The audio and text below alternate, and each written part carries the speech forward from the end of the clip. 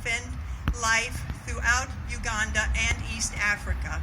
The purpose is to empower young people with the gospel of Jesus Christ, thereby giving them dignity, freedom, peace, and hope through biblical principles. Richard is a member of the Lausanne movement, a Billy Graham evangelical movement around the world to train evangelists. He's been blessed with a wonderful wife, Stella, and 3 beautiful children, 2 boys and 1 girl. Please welcome Richard Sempala. Thank you so much.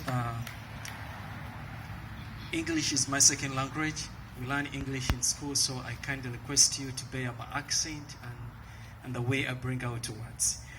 The person standing in front of you is a living miracle. One day when I was in elementary school, I saw a lot of young people, a lot of children. We are celebrating their birthdays. And we are getting gifts. And we are singing a birthday and a birthday. I was so happy. And I was enjoying the cakes they were getting. So I waited and I waited the day when I'm going to celebrate my birthday. Until when I went to the teacher and said, "Teacher, when am I going to celebrate my birthday also getting gifts like other children?" Then she told me, "We don't know when you're born, but you go back where you're staying and ask them. They will be able to celebrate." In Africa, we walk a long distance to go to school. Walked like 3 hours to reach to school. So I went running because I was really looking forward to get a gift like other children were getting. So when I reached where we were staying, I asked the ladies that were taking care of us, "When is my birthday? When is my birthday?" I didn't even bother to take food because we are supposed to take lunch when we reach at where we're staying. But I wanted to know when is my birthday and I celebrated. So I kept on asking them, "When is my birthday?" The teacher want to know so that I may get a cake and get gifts like other children. They kept on dodging me, but I insisted because I wanted to get gifts like other children I was getting. One of the ladies that were taking care of us got me and took me to the office and told me this story. That a gentleman was passing around the street of our city, Kampala, and had a little baby crying in the trash can. When they opened up, there was Richard, and expecting that I was 2 to 3 weeks old. By that time, there was only one orphanage home in Uganda, and that orphanage home was founded by Reverend Kefa Sempanji, who ran away when Idi Amin wanted to kill him and came to Westminster Seminary in Philadelphia and attended the theological seminary there.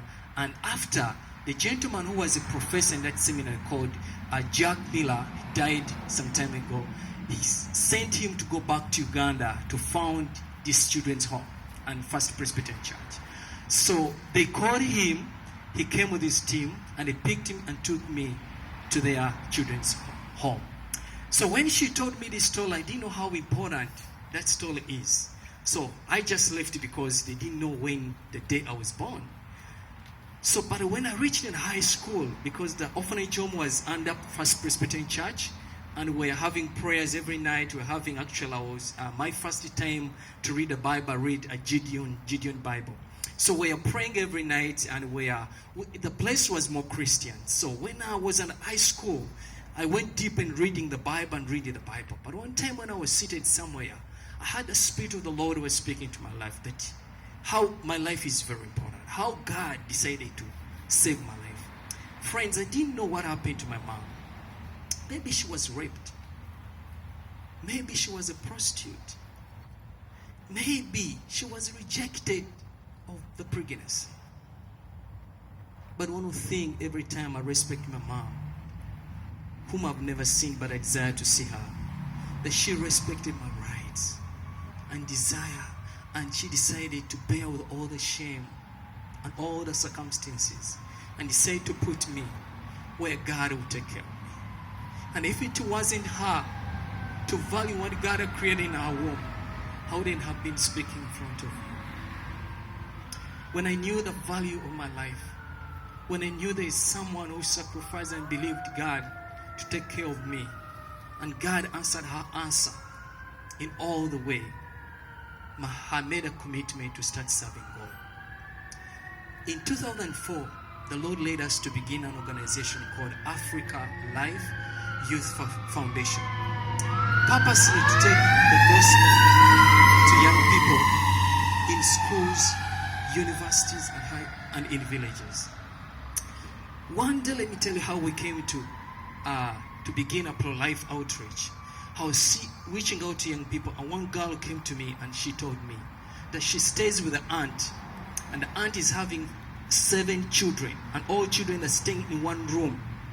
The oldest son of the aunt was 34 years old, and that son could use her sexually every night. I said, what? I didn't know about the pills, the morning pill. I didn't know about that. I didn't know about abortion. I didn't know about that. So I thought maybe she's trying to create a story to get something from me. I said, no. Let me go to her family and see.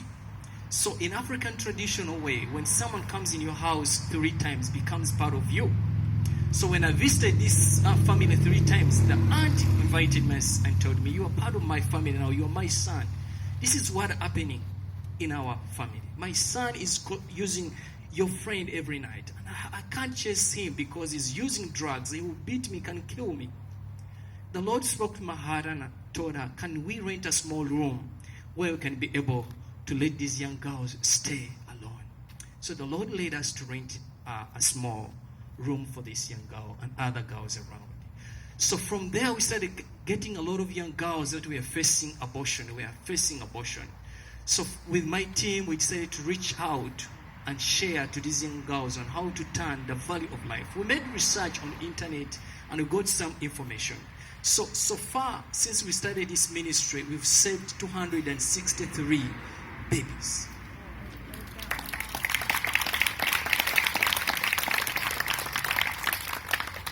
The purpose why I came to the United States of America today, actually like 24 days ago, is that in our country, right now there's a pressure from international governments. When President Trump came into power, he decided to cut the support of abortion internationally. When he did that, there are 2 countries that came in to pour a lot of money into promoting abortion all over the world. Canada and Netherlands, they came up and they're pouring a lot of money into supporting the promotion of abortion. My country is under pressure. They're pressurizing our government to legalize abortion because these countries are pouring a lot of money into government institutions, in healthy institutions. I had a meeting with the Speaker of the Parliament, and she told me they don't want to legalize abortion.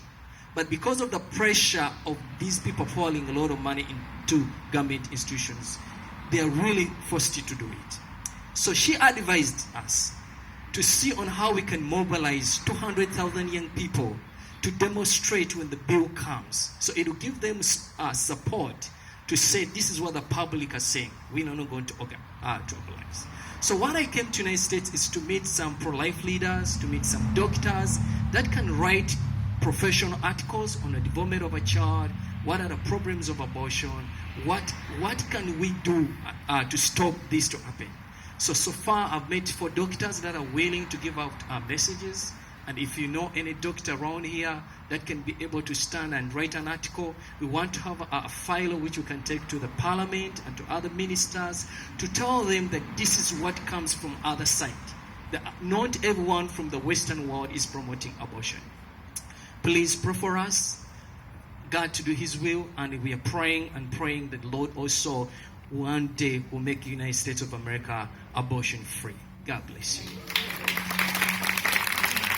Thank you very much, Richard. You all will have an opportunity after we're finished. If you have any questions for Richard or for Stephanie, you can voice those questions. But right now we're going to sing another song. How great